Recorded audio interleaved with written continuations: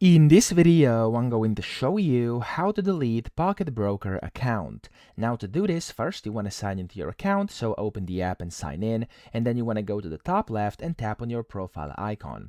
In here you can see it says profile down here as one of the options, so tap on profile over here, and then when you're inside profile you want to tap on the second option, which again is profile.